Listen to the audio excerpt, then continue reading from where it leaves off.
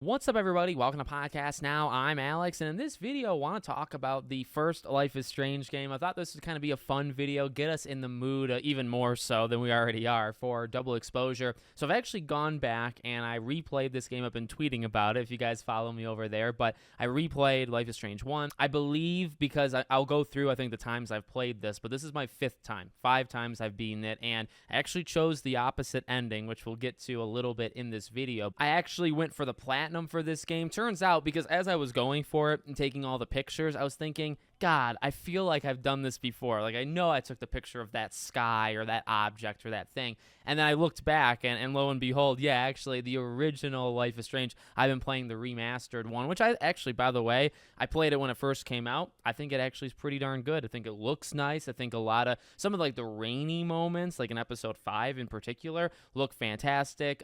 It jumps between what seems to be the original version for some of the cutscenes. They don't look as detailed as some of the non-cut scenes, but it is what it is. I actually really like it. But I don't have, or I didn't have, the platinum for the remaster, but I did for the original game. So technically, I don't like to cheat things like that, although I've done it a few times. But I've technically now platinum Life is Strange 1 2 different times. That's okay. I mean, I got 48 platinums. Some of them are legitimate platinums, right?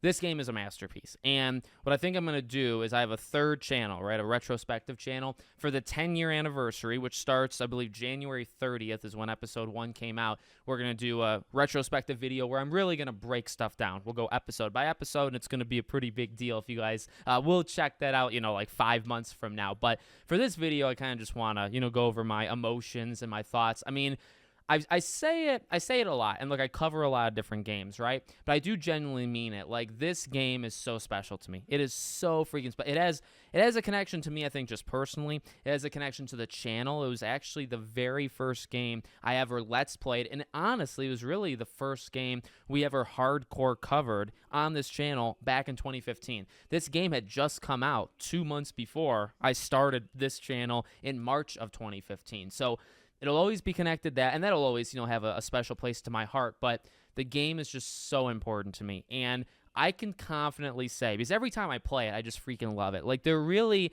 even the things that I once perceived as negatives, and the one thing many people, right, is boiling it all down to, like, the ending, right, picking between the two.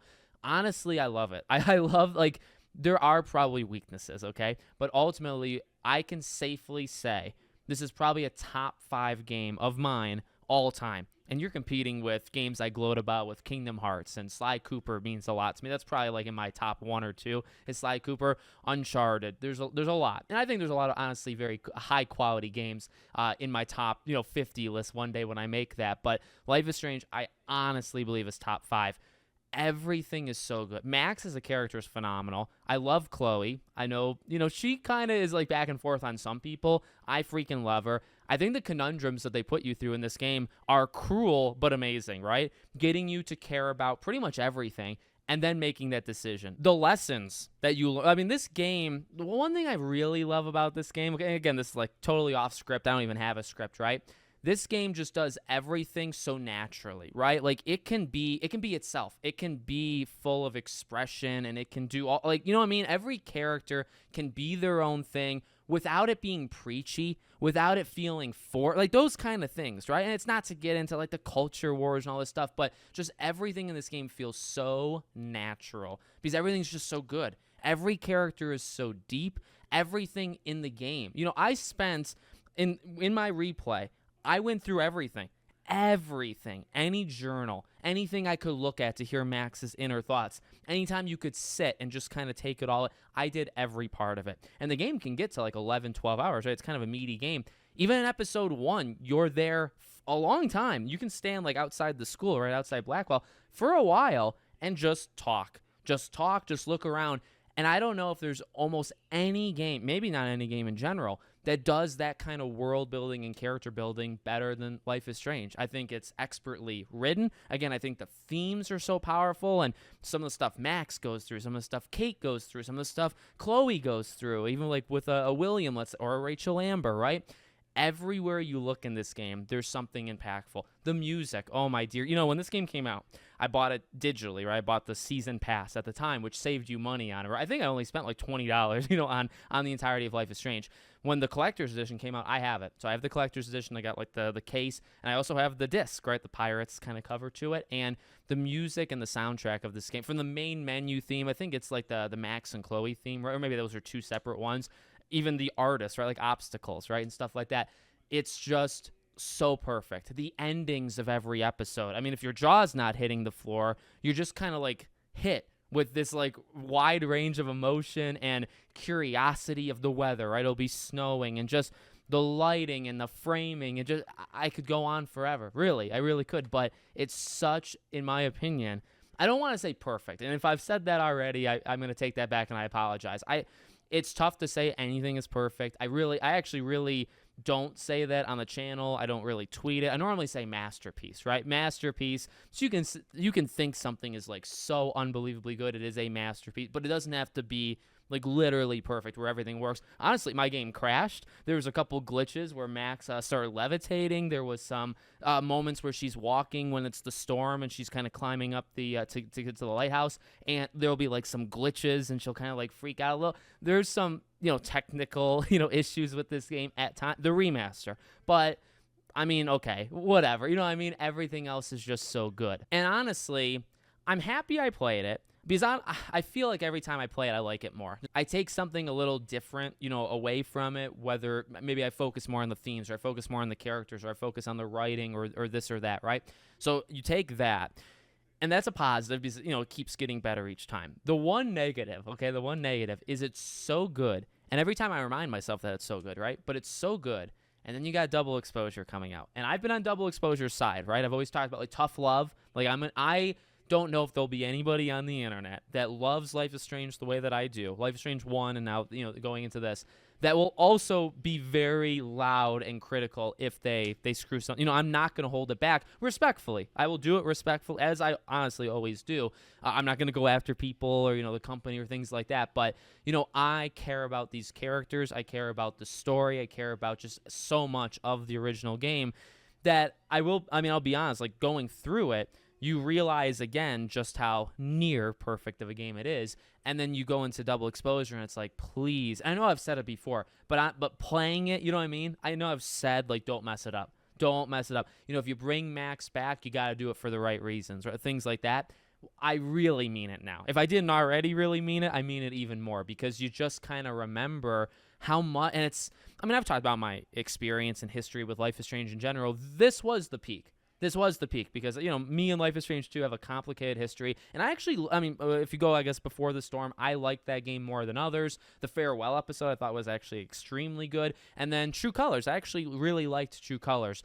But to me, nothing even comes close. I know some people like 2 more than 1. I don't get it. I'll respect it, but I don't get it. I think 1 is the peak. I don't know how you beat 1, and hence why I say it's like a top 5 game for me of all time. Can you beat some of the best games I've ever played in my I started playing games when I was like 4 or 5, so like 22, 23 years. Can any game, it takes this very special game to beat the best games I've ever played in my head for 2 decades plus. You know what I mean? But man, oh man, I love it. I could go on forever. I'm kind of going generalized because, again, for the 10-year anniversary, I want to go more in depth and talk about those themes, talk about the things that happen. But the Kate thing will always get me. Max and Chloe's relationship, really everybody's relationship, is so freaking good. If it's side characters like Frank, I've always thought was awesome. Joyce, and doing the whole William arc and all that jazz. And also just the power of the story. Like, it is I don't know if I follow, like, I think this time what I really tried to do was understand the logic of time travel, right? So when she's looking at the picture and like why sometimes she'll forget or kind of be like a husk of a corpse, and then she'll kind of re-jump into herself, and then she'll have to be caught up by Chloe, but then other times she needs Chloe to explain it to, like, you know what I mean? There's some times episode 5 hits you hard, right? It hits you hard with like 1,000 things, and I really tried to hang on to does all of the logic add up? And I feel like it doesn't. Okay, I feel like at times it doesn't. I'm a little confused about the Jefferson burning photos part to that, because it involves jumping through multiple pictures and, you know what I mean, different parts of a timeline, and then also impacting those timelines. I didn't hang on all the time, but I really tried to, because I was thinking, okay, for double exposure, you imagine everything you'd want everything that happens to one to be very impactful, right? Like, you got to abide by the laws, and you got to abide by, you know, who lives or dies. And I was also trying to think, okay, so in this timeline, right, like, depending on how you play it, okay, well, Nathan's dead. Well, Nathan doesn't have to be dead, but he, you know, he is right now, or Victoria, or whoever it might be. And you start to play around with those things. So I found myself, I think, getting a little bit into the lore of time travel, and I got into that, I'd say, the most in this one. But you take it all in. Honestly, I take in every time you sit down and you just listen to the music and listen to Max. And I've always said, I mean, Max, I don't even want to bring male and female into it. You can say that Max is one of the greatest female characters, but you know what? Drop that altogether and just say Max is one of the best characters in all of gaming. And I would stand by you, because I've been saying that for a long time.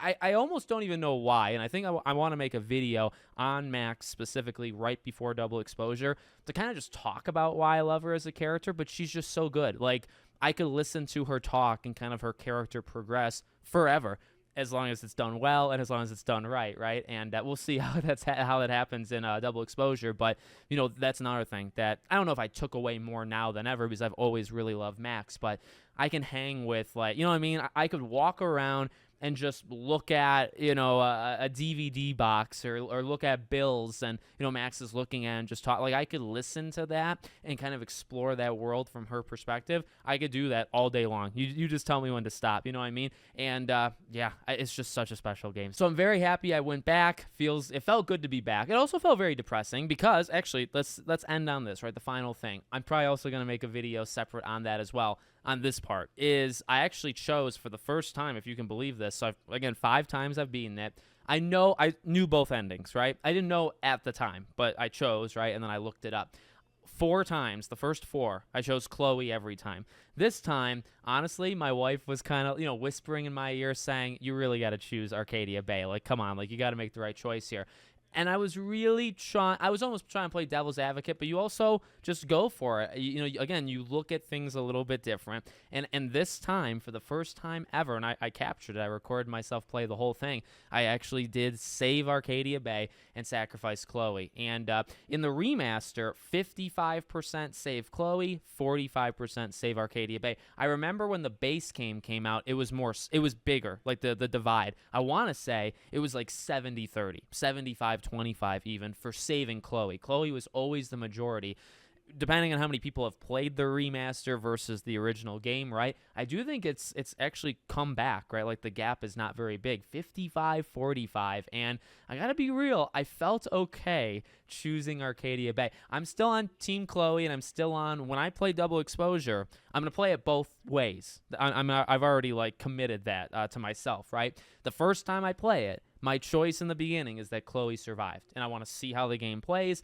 Then I'll play it again and choose the Arcadia Bay one. But now I've done that, right? In the first game, I've chosen both options there. So just wanted to throw that out there. We'll talk about it, because, you know, it's deep. It's a really deep conversation and reasoning of why you would choose one versus the other. I think it would make for a good video. So there you go. You guys let me know if you've replayed Life is Strange to get ready for double exposure, or maybe for the upcoming 10-year anniversary. Again, Podcast Now Back to the Past, if you don't know, is my 3rd channel. I just, you know, do retrospective videos on older games. We're gonna have a video over there at the end of January for the 10-year anniversary of Life is Strange. Okay, let me know what you think. Make sure you subscribe to the channel, bell icon turned on. I hope to see you all on the next one.